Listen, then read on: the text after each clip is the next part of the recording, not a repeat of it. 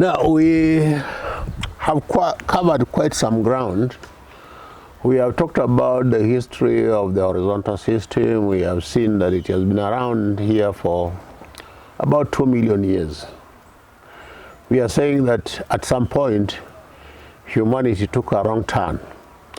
The wrong turn was when we confused the mind and the body, when we confused the process of evolution and the process of freedom.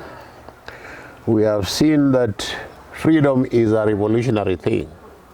It is something that you wake up into. You are awakened into freedom. Freedom is enlightenment. Whereas a process of evolution is what brought us from an ape-like animal walking on fours to where we are walking on two legs. That's a process of evolution. The two processes are totally different. When we talk about freedom, we are talking about the freedom of the mind. We have seen that. And the mind is totally unlimited.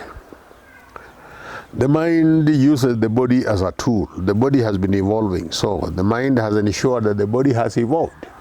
The body has evolved. People are becoming taller. People are becoming less hairy because of the process of evolution.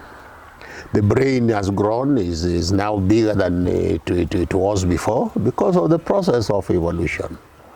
But the process of freedom lies with the mind. The mind is actually everywhere. We have seen a bit about the vertical system. We have compared the vertical system and the horizontal system. We have compared education. We have said the horizontal system confuses education and schooling. They are one and the same thing. In fact, essentially, what the horizontal system calls education is actually schooling. We have seen in the vertical system, education is of paramount importance, and it is acquired mainly at the neighborhood assembly, though it goes on throughout life. Even as you acquire schooling in a setup where you are getting skills, you are still getting an education from there. Because education, in brief, education is an inspiration. And inspiration, you can be inspired by anything. You can be inspired by a horrible experience. You can be inspired by a very lovely experience. All those can be sources of education.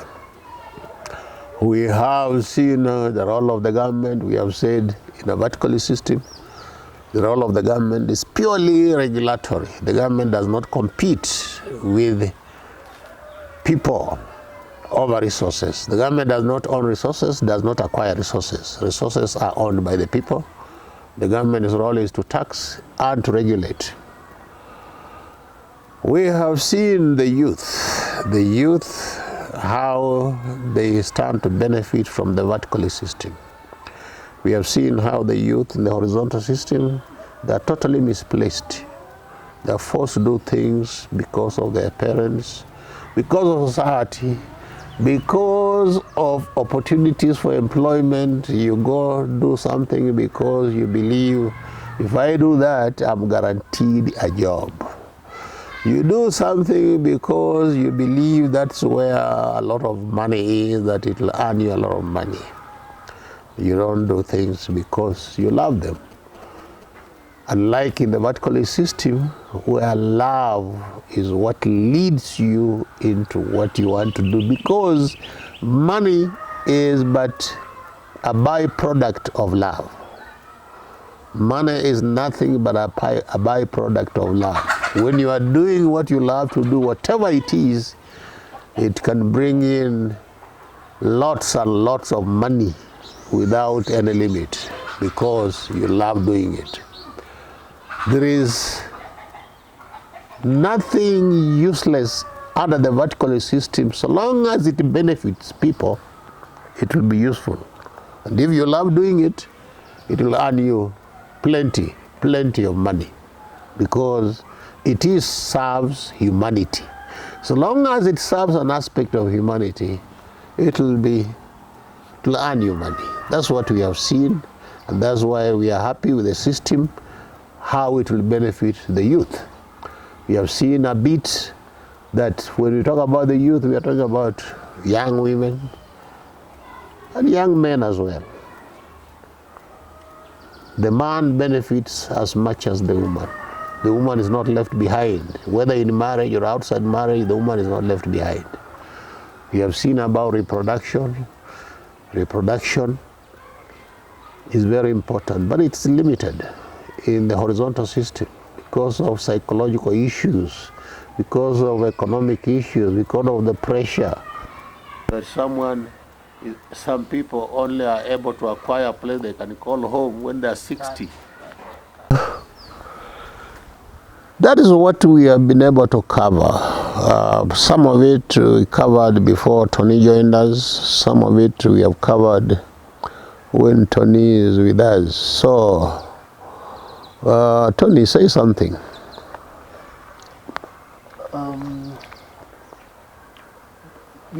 We must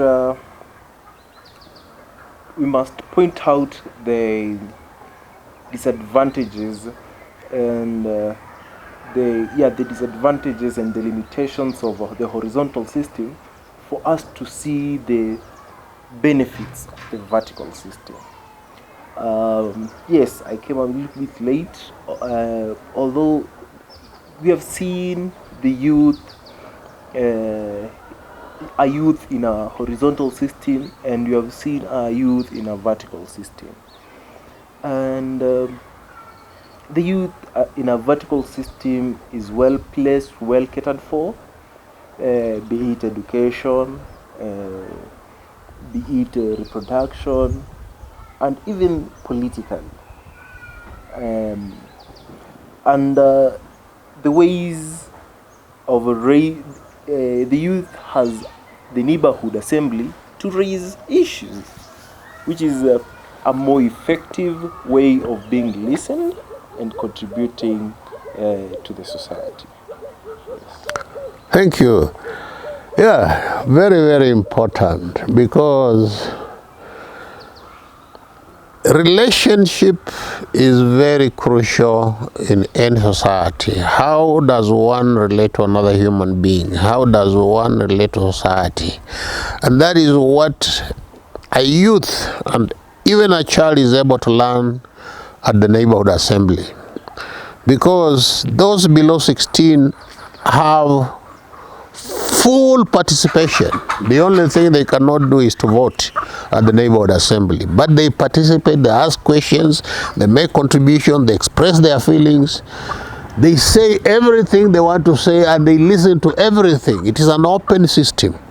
The only thing is that they cannot vote at that level. The decisions are made by those above 16. But otherwise, their voices are heard very, very clearly. Everyone can hear what are these children saying. They have something, they have a contribution to make, which is very, very important. So that what we call children's rights in the vertical system is not theoretical. The children are being brought to those meetings. Those who are emaciated, the parents can be asked immediately what is wrong, what's happening to this child. Those who have been assaulted by parents or siblings, a solution can be found almost immediately because they are there. It is a system that is open.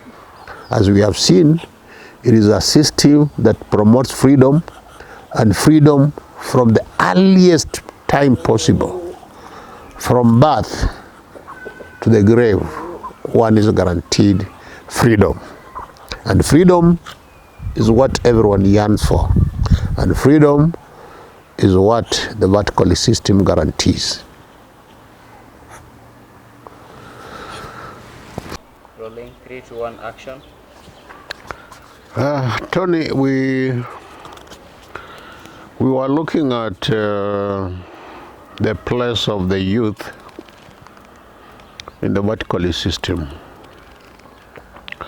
We did touch a little bit on women in the vertical system, but we want to look at it a bit more in detail.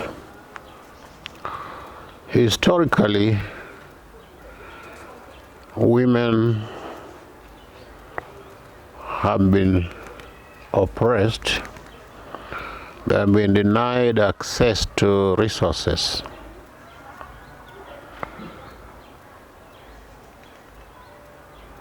They did not have inherited rights in virtually all societies. Their access to land was almost completely locked out. In marriage, they were treated like chattels. They were treated like part of the property of the man. They didn't even have the right to vote when people started voting for their leaders. They did not even have the rights of citizenship. And even up to now, it is still difficult for ladies, women to confer citizenship to their children and their spouses. Things are improving, but largely the situation is still oppressive. Education, they now seem to have access to schooling, but not in all societies. In some societies, they have gone quite far. They have almost attained parity with men with regard to schooling. They have almost obtained parity with men with regard to inherited rights. But still, we have those historical injustices that need to be addressed, and to ensure that they have access to both resources and leadership. And that is exactly what the vertical system is doing. First, within the neighborhood assembly, we are saying everyone is sovereign. Everyone has the right to represent themselves, and everyone has equal voice to the other person. That is at the very basic level, where there is direct democracy, where someone represents themselves, airs their own views, makes their own decisions, and implements them. And if there are conflicts, each one of the people participates in resolving those conflicts. That is what the woman is in the vertical system. She's able to do all those. She's able to represent herself. She's able to participate in making a decision that affect her day-to-day life. She's able to vote, and if necessary, to elect his or her leaders and be elected herself. And then at a higher level,